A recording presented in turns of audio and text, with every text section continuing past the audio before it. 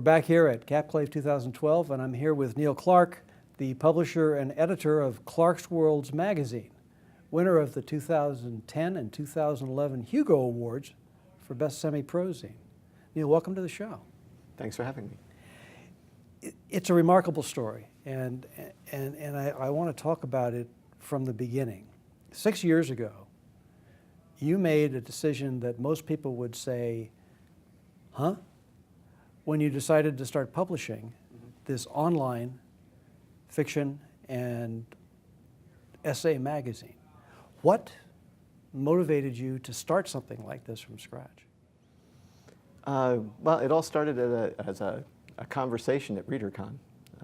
And it started with sci fiction, sort of the grandfather of most of the online magazines these days, or at least the first one that could be considered fairly successful. Right. When it closed, it sort of left a void. And we were talking about, what could be done to do that. Why did it close? Why hasn't anyone managed to succeed? And Sean Wallace and I, by the end of the evening, had a business plan that we thought, oh, well, this might work. And by the end of the weekend, we had the staffing settled out. And a few months later, October of 2006, we launched our first issue. And so now here, almost exactly 6 years later, you've won 2 Hugos. You have grown the magazine. The size of the amount of content in it has grown significantly from those first few issues. Take me through the process of building one issue of Clarkesworld Magazine. Well, there's several of us involved, and I'll start with the fiction side. We receive anywhere between 650 to 750 submissions a month. 650 submissions a month. For 3 story slots. Huh. So there's a few of us that go through all of those submissions, and we generally respond to people within 2 days. Work with the author on any changes we need, lay out the story initially for the web version, and back and forth with the author on any changes or corrections that need to be made. I do most of my background's in computer science, I've done a lot of web work, so I do all of that side of it. Then it gets put into our main system, which is based on WordPress, which is a blogging system. On the first of each month, I push them through as live. The nonfiction side of the house is handled by our nonfiction editor, Jason Heller, and he sends me his articles and any other pieces that go in, the interviews, etc. And I do the same layout stuff with him then. And the art is selected by me. I work directly with artists. I don't commission art. I tend to go through portfolios and pick out things that speak to me.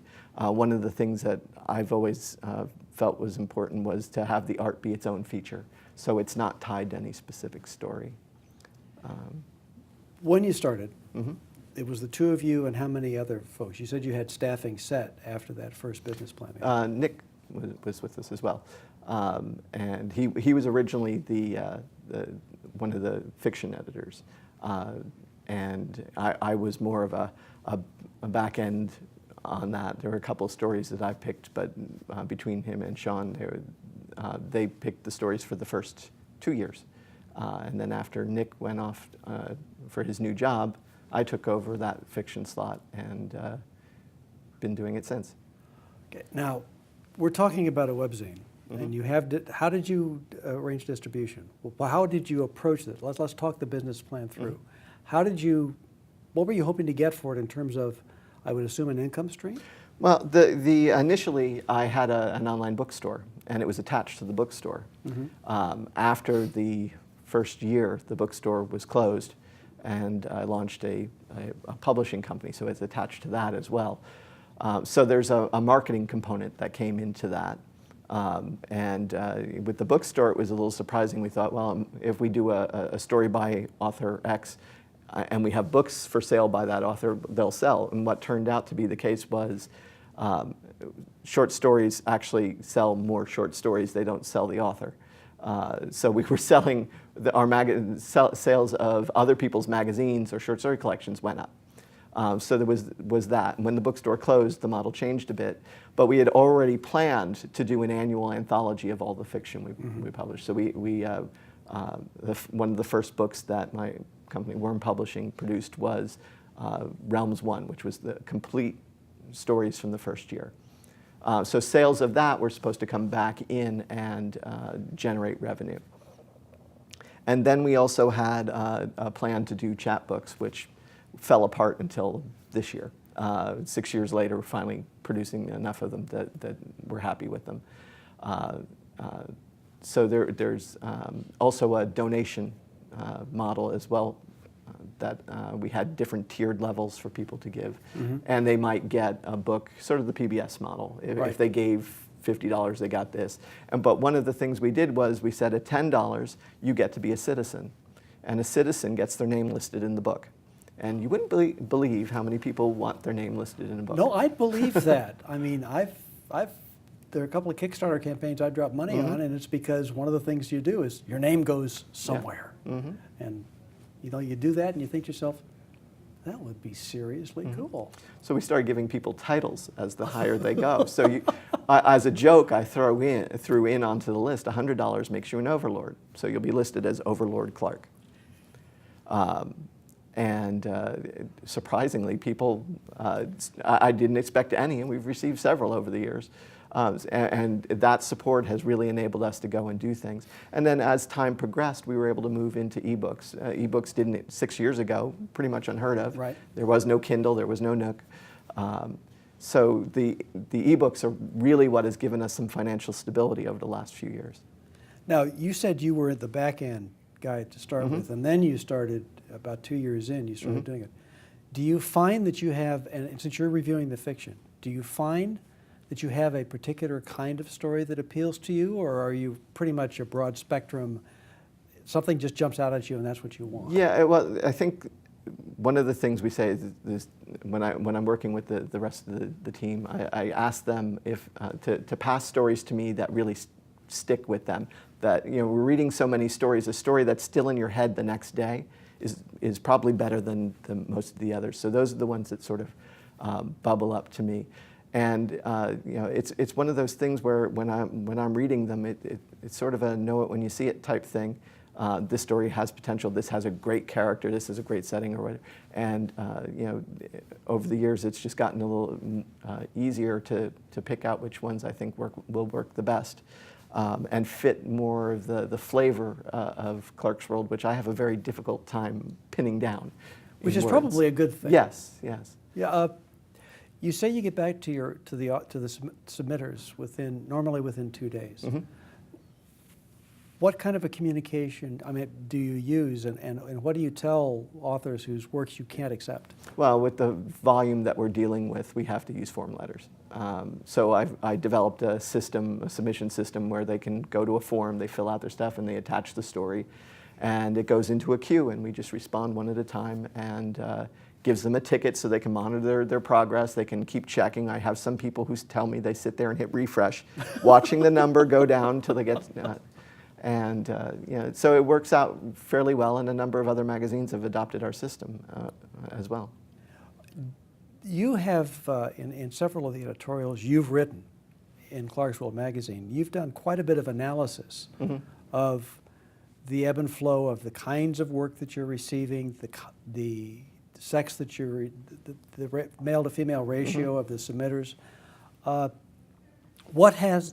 If you've been following those metrics for a number of years, have there been any significant changes, or has it remained pretty steady state in terms of the breakout, in terms of percentages, in terms of submissions, or the kinds of stories that you're getting? The kinds of story is a harder one to quantify, and recently we modified our system so that we could get a little bit more. We weren't tracking what genre came in, and now we are. But we've been tracking gender for a long time, since 2008, I think. And it's roughly, what we're seeing is roughly 1/3 of the stories submitted are by women. Right. And we start looking at trends on where the story's coming from, and roughly 75%, I think, of those are coming from the United States. Right. So we're trying to find out what ways we can reach groups that might not be represented appropriately, and I use it as a warning sign.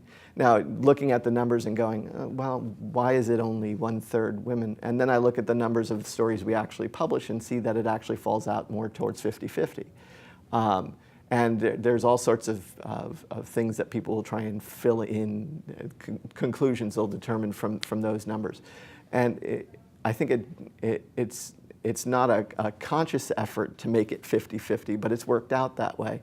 And if it shifts, then I know I've got a little warning bell to go back and see, why is that happening? Is it just a temporary thing?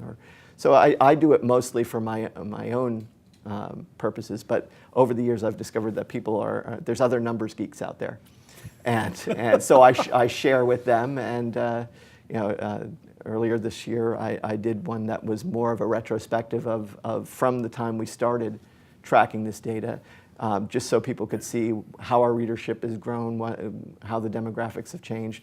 And we use metrics outside our system to our Facebook page, for example, to assess maybe age, since they can give us demographic information we don't normally have. We've talked a lot about mechanics. Mm-hmm. We've talked about the mechanics of publishing, the statistical analysis, and everything else like that. But still, you've done this for 6 years. Mm-hmm. Excuse me. And nobody's established, you haven't bought a building as a publishing house or anything else like that. This is a heck of a lot of work. Mm-hmm. Besides the fact that you did it, mm-hmm. what are you getting out of it personally in terms of why do you keep beating yourself up, churning out this stuff every single issue? Because it's never felt like I was beating myself up. It's always, it's a real pleasure to work on this. I have a day job, I come back, and I work on something that I get to work with great people, and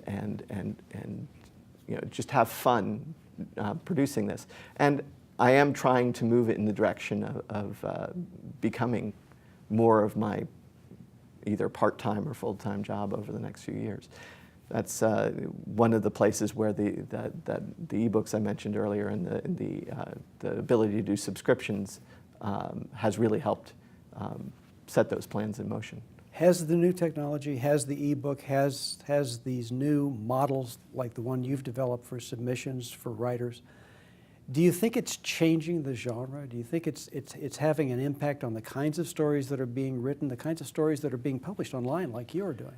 I don't know if it's changing the genre, but it's making it so that that the cost of postal submissions isn't an issue, at least in the submissions. I know that a lot of international authors have thanked me over the last few years for opening the doors to getting their stories seen in American markets or seen by American editors. But I don't think we've changed the genre specifically. The stories we're publishing, some of which have had trouble finding homes at other places, and and they're good stories. And it's our style is a little bit off from the others, and so they find a good home, and our readership's growing. So we know that we're doing the right thing. Now, it's not just the magazine itself. You've had a number of authors who have received nominations for Hugo Awards, mm-hmm. and that's got to make you feel good. First of all, to know that you've picked very good stories, and so that you've had a validation of your taste and your approach, but also that you've provided a platform for these people to be mm-hmm. exposed. What's their take been on the relationship with Clarkesworld? I mean, have you formed more personal relationship with a lot of the writers that you have now because of the way that the submissions and everything else go back and forth? I think so, particularly the ones that have published multiple stories by us, and I might meet them at a convention then and talk, or just exchange email over the course of the year. Even when there isn't a story available, I might email them to find out if they have anything else that they're working on, particularly if we've had a good relationship in the past and want to see more work from them. But I think it's one of those things where I never expected to be in this sort of situation, and so every day I'm sort of in awe of my good luck. Yeah, and it's interesting. Your first Hugo, Mm-hmm. you were not present at the award ceremony. No. That's got to be tough. Mm-hmm. Although having a little rocket ship on desk isn't a bad deal. Well, and then, it was in Australia too, so the time difference was phenomenal, and my entire family was sleeping until we won. I woke them up. And then it took several months for the actual award to arrive. It didn't get there until Christmas. It's an amazing base. So it was the anticipation of waiting for this, and and then the next year actually being there and winning. It made that one special too. I mean, the first one's really special, but the first one, you're actually there with the people who voted for you, and it's amazing experience. Now, you've started actual physical publication of Clarkesworld. Mm-hmm. You actually have physical copies of Clarkesworld, not Yes. just the online version. Mm-hmm. What modality you're going to use to get those into distribution so people can have those as well as their online subscriptions? Well, they will be available from Amazon. They'll also be worked into our whole citizenship donation thing, so that different levels they'll get those as well. And I also bring them conventions and sell them directly through our website. What have you taken away from this whole experience? I mean, how has this changed your appreciation of the literature and of the new modalities that you're championing on the web from the start 6 years ago to now? I don't know that my perception of the field has changed that much, but I think that in 6 years, the field has changed its perception of online publishing. When we first started, we had authors who would tell us, I don't do online, I only do print. And we haven't heard that in years. There's a certain evolution going on in the field, and there's new magazines cropping up, and these days I think the majority of SIFWA qualifying professional magazines are online. So that it has changed a lot in the last 6 years, and I think it's all for the best. And it's something that we knew when we started. We knew that this could work, and it's been nice to have an opportunity to actually try and make that real. We're almost out of time. I just wanted to ask you, since you've been vetting stories, since you've been reading stories, is there one story that stands out that you've selected and placed in that you're most proud of, or the one that struck you the strongest when you're The one that we'll never forget, Spar. Spar. Spar by Kids Johnson. It is a story that once read is impossible to eliminate from your mind, and it's not to be read by children. But that one, it received Nebula and Hugo nominations, and it was just one of those stories that keeps coming back and keeps being talked about.